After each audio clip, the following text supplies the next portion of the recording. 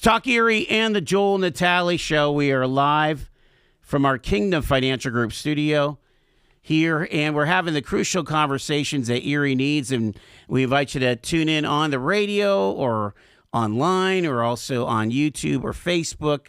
And we're glad to welcome in to our studio here folks that are involved with a brand new exhibit sharing the stories of Polish Americans here in Erie.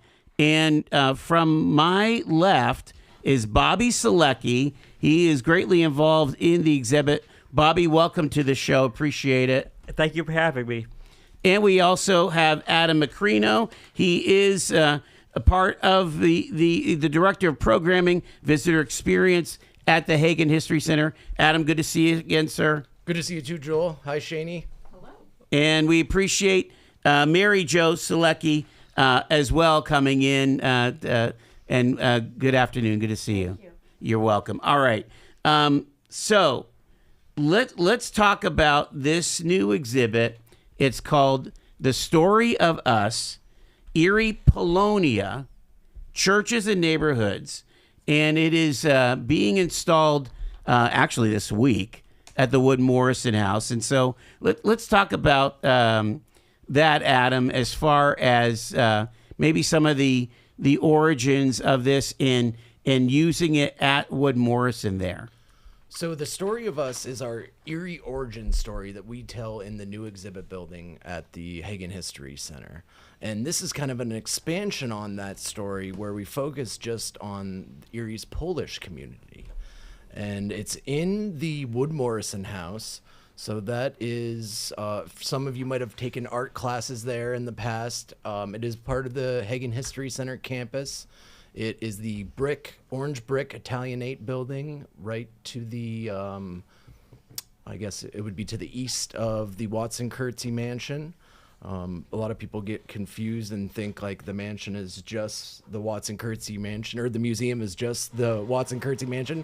No, there are many buildings. So you pick up your ticket inside the gift shop, the carriage house, and then you head on over to the Wood Morrison House, head on up to the second floor. It's our first time really having exhibits on the second floor of that building. All of our military history is on the first floor there. And now we are telling this story upstairs in the Wood Morrison House. And what's good to remind people that it's all accessible, right? I mean, we've got brand new elevator right there. And it's the oldest building on campus. It was built in 1858. But as Jeff Kidder and Mike Jeffries do, they've restored it to pristine condition, and there is a totally accessible for all, handicap accessible elevator that's there.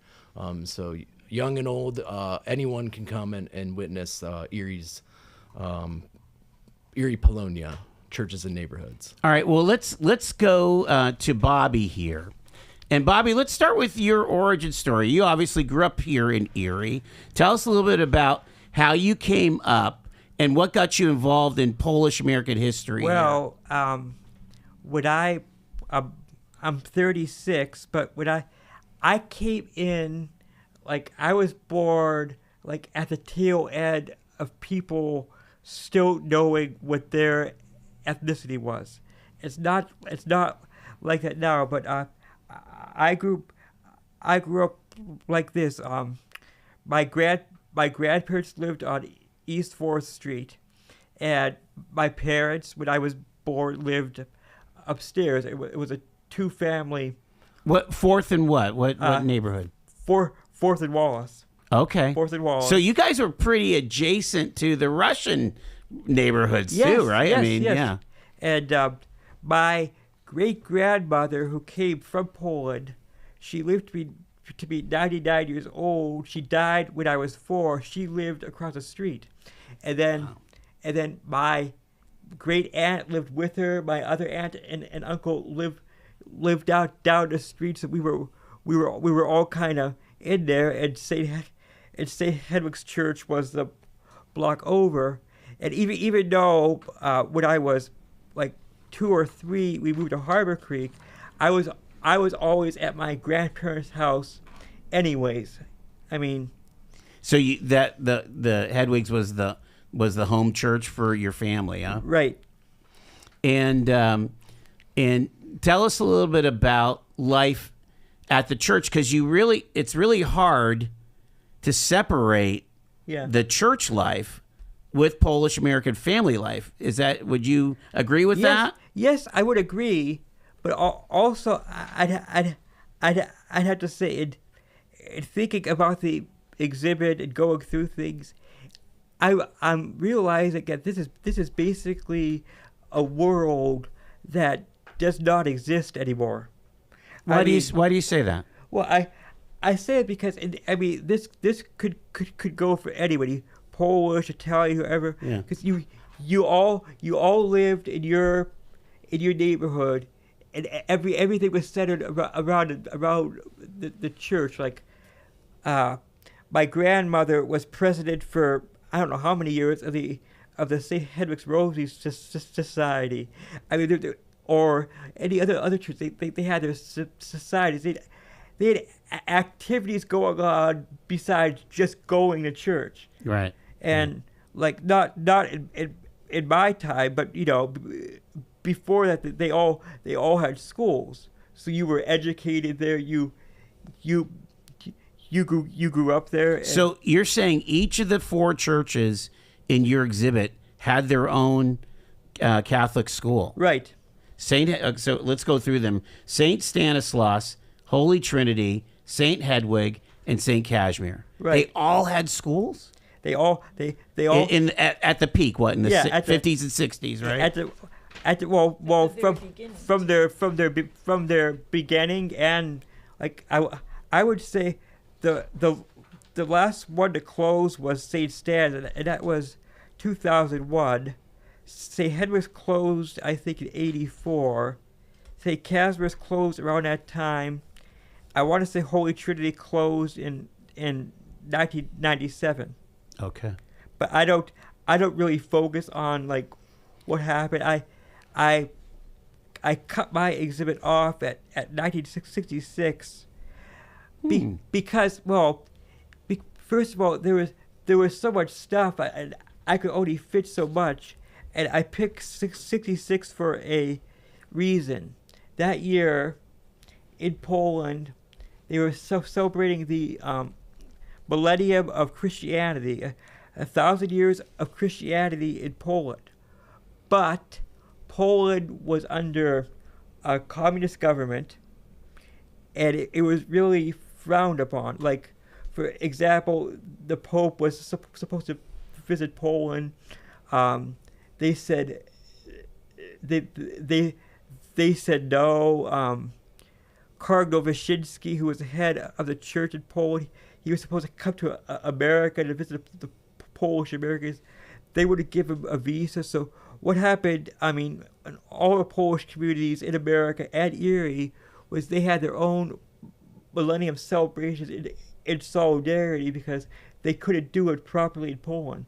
That's really something. So, like, there was this big, huge mass at St. Peter's Cathedral where all the Polish churches, not just in Erie, the whole diocese gathered, and they had this big thing, and it got a lot of news coverage at the time.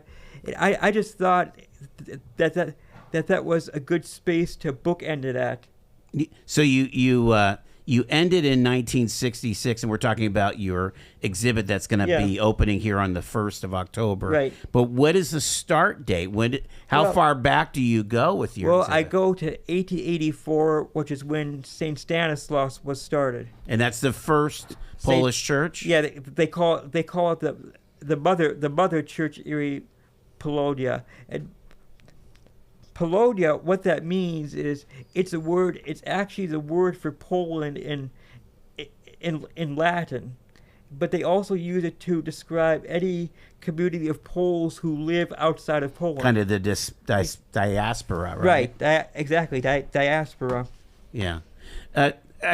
This is a good chance to bring in Adam here to talk about, Bobby's idea, and obviously he had the collection. Yes. But this is kind of would you call it a strategy or a an approach to, to exhibits, to have these kind of, hey, let's run 6 months of an exhibit like this to celebrate, right? Well, it really started with our friendship. A few years ago, we were having a Sacred Spaces tour. I was new with the organization. I was calling different churches, trying to get a representative from the church to give us tours for the visitors. And I first met Bobby. He was our liaison with St. Stan's. They told me, oh, we have this great kid who knows all of our Polish history. He'll give the tours. And when I was going around visiting those churches that day, I met him, and we just instantly bonded. And our famous story is we were just broing out over our love of history, and he made me smile so hard my lip cracked. And we always joke about it that when he opens this, he was just saying in the car on the way over here, Adam, should we get a EMT on hand in case your lip cracks again? That's hilarious. So really, it was like our friendship, and he had spent time volunteering with the organization in the past. We brought him back in, and it was just the result of his passion and his knowledge. Yeah. We have to share it. Really, that's how it came about. But, Then I started volunteering in the archives. I mean, I did. The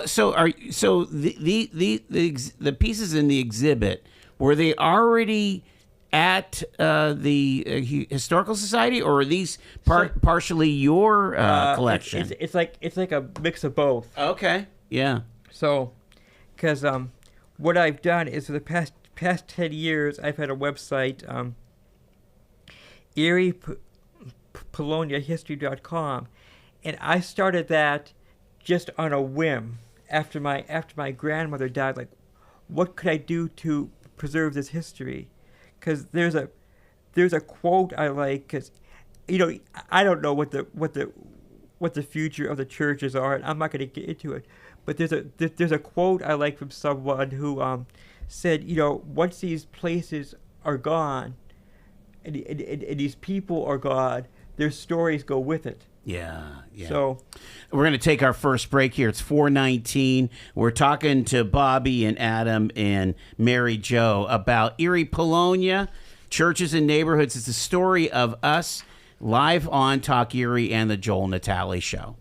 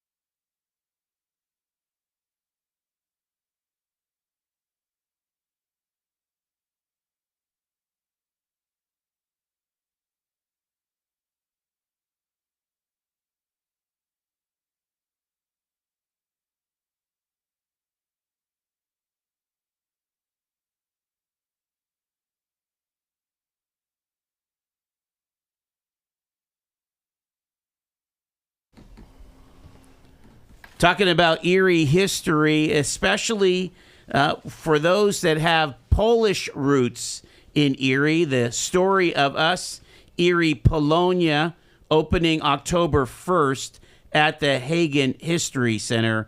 And the curator of the exhibit is Bobby Sulecki. He is with us along with Adam Macrino from Hagen History Center and Bobby's mom, Mary Jo Sulecki. And Bobby, let's talk about the some of the contents of the exhibit.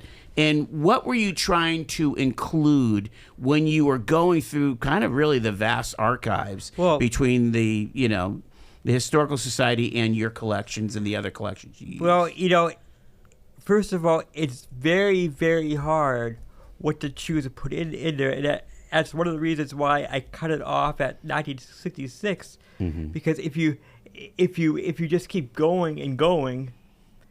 But was there a time period that was kind of like the peak? I would say like the 20s, maybe. Or? I would say, I know 1930 the population of the Polish Erie was 20,000. So I would say that was the peak. Yeah. According to the 1930 census. But, interesting. But I mean, it was.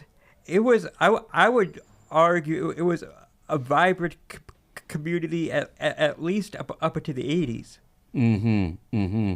Well, yeah, again, you mentioned that all these churches were, and all these church schools were all in action into the 80s here. You talk about Polonia, deep ties to faith and neighborhood identity, and that's kind of how you've structured this. And so you mentioned St. Stanislaus, and what astounded me from looking at it is how many documents were in the native tongue. Right.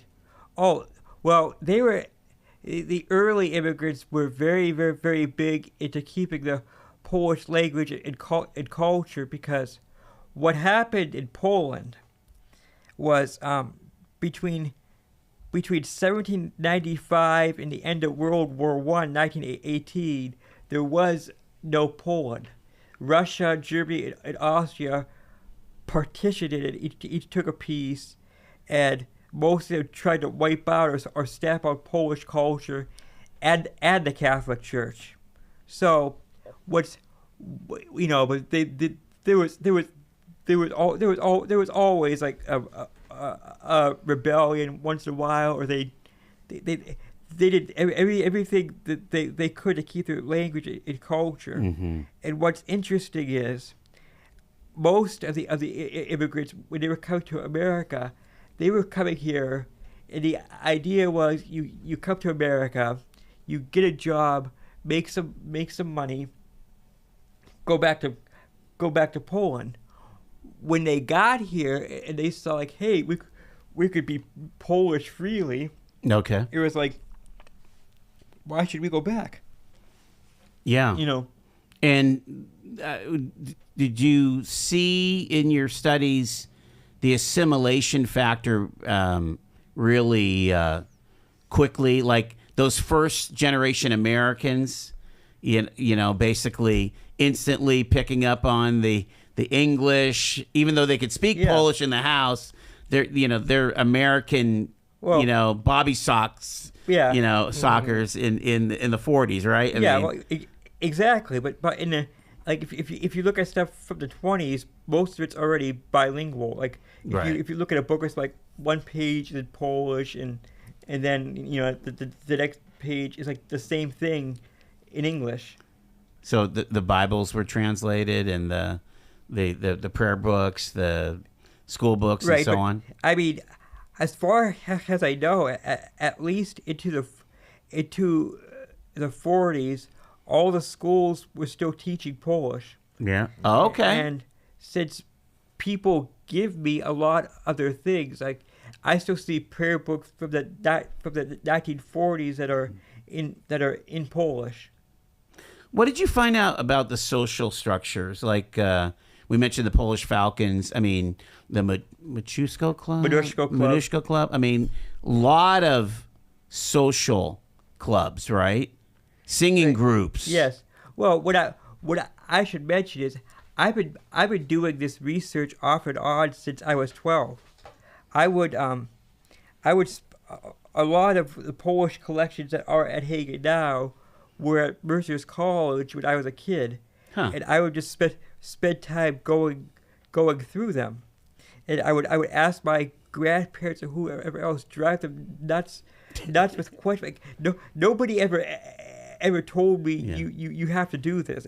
It's just what I wanted to do, because I love the history, and I was always curious. But yeah, there were the social structure in the late 20s. They all the clubs got together, and they formed what was the East Side Federation of Polish American Societies.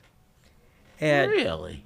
they would do in their heyday. I mean, they'd endorse political candidates. I know during the Depression, Dr. Melchior Michanowski was president, and I've seen letters of him writing to the WPA, Works Progress Administration, trying to get jobs for Polish people. That's really remarkable. Again, Well, I'm curious, Bobby. Do you know if did they function almost kind of like a social security network? Like, did they help out families of veterans who had passed during like World War I or World War II? Great question. Polish Falcons, Polish National Alliance or PNA, and Polish Roman Catholic Union, which the Trinity was part of, they're all actually fraternal benefits societies. So actually, like selling insurance, almost. And they still do, but that originated because I'm not just talking Erie. I'm talking more on a national level. Right. That originated because you have to remember all these people, mostly guys, worked in factories, and it was very, very dangerous. There was no like protections, and if you were from a foreign country, like the older pride didn't care, so they needed to have money in case you die to bury you, or money for your family. Amazing. We're talking about the story of us, Erie Polonia, at the Hagen History Center. Got to take our break.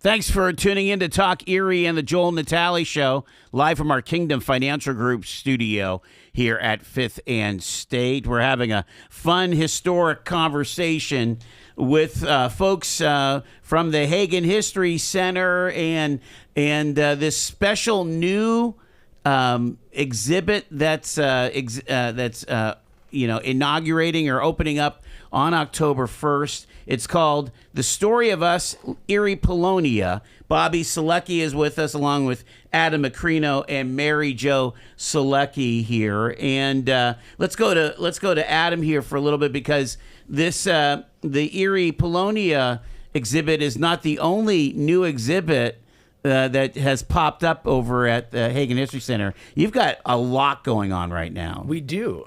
Within the last month, if you include Bobby's, we've opened 4 new exhibits. If you go back a month even further, there's 5 new exhibits. So the curatorial department at the Hagen History Center has been incredibly busy and incredibly productive. So if we go back a month, we have staff picks. We checked a little bit of that out today. Yeah. It's everyone on staff went and picked a favorite item or object and put that on display. We have everything from the Hammett coach to the Lincoln flag that was draped over his coffin as his body went on display throughout the country. Really interesting stuff that, you can only see it there. That's in the second floor of the Watson Curtsey Mansion. Remember, when you come to the Hagen History Center, purchase your ticket at the gift shop in the carriage house, and then you have 4 buildings to explore.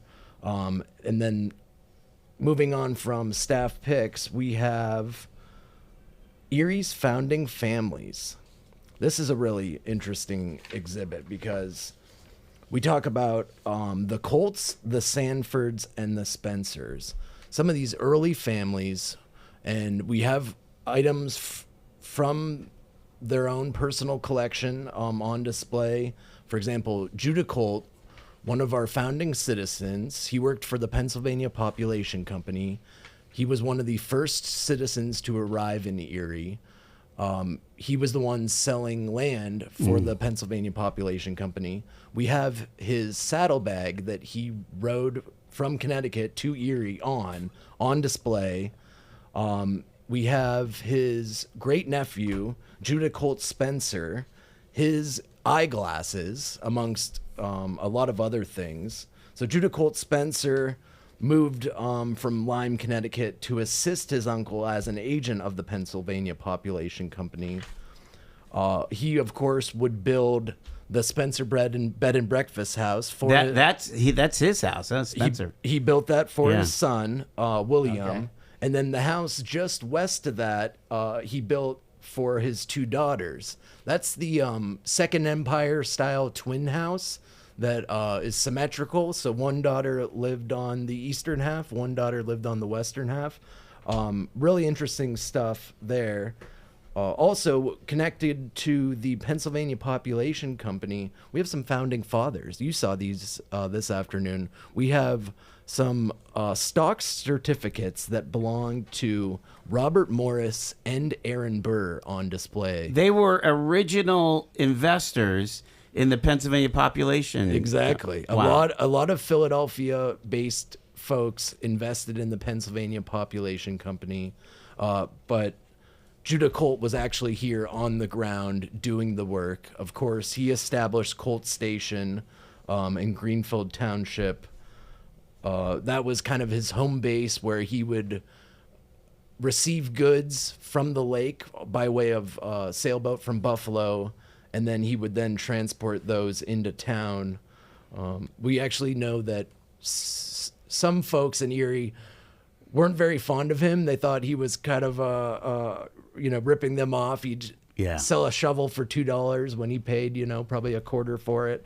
But he's a founding father of Erie, any way you look at it. And then, of course, the Sanford family. Giles Sanford, he had a very interesting life. Another Connecticut person from Erie. And Bobby and I were just remarking about this while we were waiting to come in out on the lawn.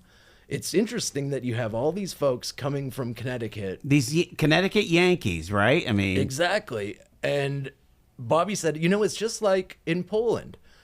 Here, Judah Colt comes to town, does well. He puts word back out to Connecticut. He'd visit often. I just read his journal last month that we have at the center. Very interesting. But he'd leave every year to go visit his family. So he'd be back in Connecticut. He would be telling everyone how well things are going in Erie, how much opportunity is available. And the same thing about Erie's Polish community, right? Erie and like all the others basically was like, for example, somebody would come and they'd be ready to come. Hey, I got a job here, and you should come. And then that's how they all started coming.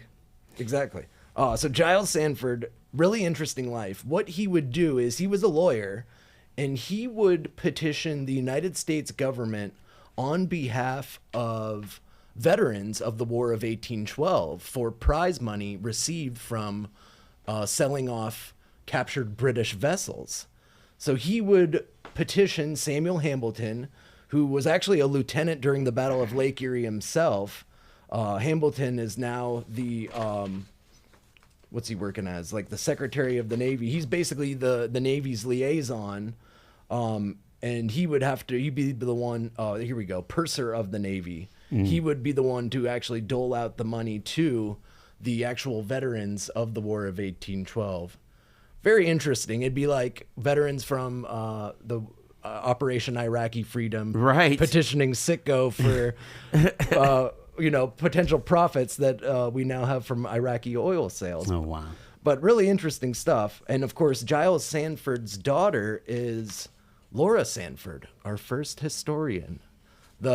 So Laura Sanford wrote Erie County, or History of Erie County, Pennsylvania, from its first settlement in 1854. Is that right? Yes, our first historian here in town was a woman, Laura Sanford. She was the first female writer for the Erie Gazette, the newspaper, one of the newspapers here in town. She was an artist. She was a world traveler. We have some of her artwork on display. Some great drawings that she did of Presque Isle and the Blockhouse. Great primary source objects that we have on display. And of course, she helped found the Home for the Friendless, which goes on to become Sarah Reed. Wow. Wow. Before it was honoring Ms. Reed. Exactly. They had the Home for the Friendless. So yeah, it's founded and Sarah was the big funder, right? I mean, because she was part of the Reeds. I'm assuming. She was part of the Reeds, and her dad, Giles Sanford, worked with Rufus Reed. So all these families worked very closely together. Home for the Friendless started by 30 women. I think Sarah Reed gets the honor because she was the board member for over 61 years. Amazing. So she really, spent the bulk of her lifetime working for the organization, and fittingly so. It really amazes me to make this link, between the Connecticut Yankees that settled in, the late early 1800s, yet they set the stage, and I don't know how, if they were especially welcoming to the waves of immigrants, because, Probably not, no Irish needed, right? Yeah. The Germans, then the Polish and the Italians and so on. But anyway, the melting pot that became Erie, brought it to its prosperity, brought the workforce that it was desperate for, over 100 years ago. And I mean, was part of that economic engine that made Erie. Do you talk about what kinds of jobs that the Polish American folks did? I don't go into that because they worked at so many different factories. But I'll tell you, I mean, personally, my grandmother's family, my great grandfather, they were all at Hammer Mill. Oh, they were paper workers. Okay. Yeah, and they'd always. My grandmother would always tell me stories about during the Depression, how they didn't have much money for anything, so all they'd get for Christmas was an apple and an orange, and that came from Hammermill. Unreal. Talk about like the entrepreneurs too. Like they had their own stores and you know, cobblers, tailors, I'm sure, Yes, right? Yes, and I should mention I'm giving a presentation November 12th, and I will touch on some other things besides churches, including what you just mentioned. Oh yeah, every quarter had a quarter grocery store. One of the big businesses was Stanley Brothers, which was a Stanley Brothers Furniture, which was a 12th Parade. So that was a Polish-owned business. That was a Polish. I remember them into the 80s. Yeah, sure. And the reason why they were called Stanley Brothers, there were no Stanley Brothers. It's just because people have found it that there were so many guys named Stanley that they just took the first name. Yeah. Well, let's go back, Joel, and reiterate that date that Bobby's going to do the presentation. Yes. So that's November 12th from 4:30 to 5:30 p.m. It will take place in the Watson Curtsey Mansion. Guests will need to reserve in advance. The talk is limited to 35 people. Check our website for more information. It'll be under hagenhistory.org/events. You reserve at info@hagenhistory.org, so just send an email there. Go to our website, you'll figure it all out. The events page, hagenhistory.org. I mean, Adam, I mean, it's obvious. It just seems so clear to me to see, you had the pioneers from New England, from Connecticut. Then you had these pioneers from all these countries, including Poland. Again, I don't know what would precipitate the waves other than maybe somebody set out and said, hey, it's the land of milk and honey in Erie, PA. Right. Everything's word of mouth. It always goes back to that. And then, of course, it's kind of weird that Poland stops being a country in the year that our city is founded. You're right. 1795. I never made that connection till now. 1795. Yeah. Exactly. Wow. And that kind of just speaks to what really Erie has always been. This melting pot where we've all been able to get together, put the best of ourselves into our manufacturing, into our innovation, and really, create some incredible things, including this exhibit. Well, thank you. Go ahead. I'm sorry, Mary Jo. You want to speak about the building and loan? Yeah. One of the things that Father Andrew Ignatiuk, who was the first pastor of St. Stanislaus, there was a situation where, for whatever reason, the banks would not lend the Polish immigrants money, so he started his own building and loan. Interesting. So, there were things like that. There was, again, I talk about 12th Parade where Stanley Brothers was. Across from that, where CVS is now, was the Bank of Erie. That was a bank for Polish people. My goodness. I mean, that's right out of It's a Wonderful Life, isn't it?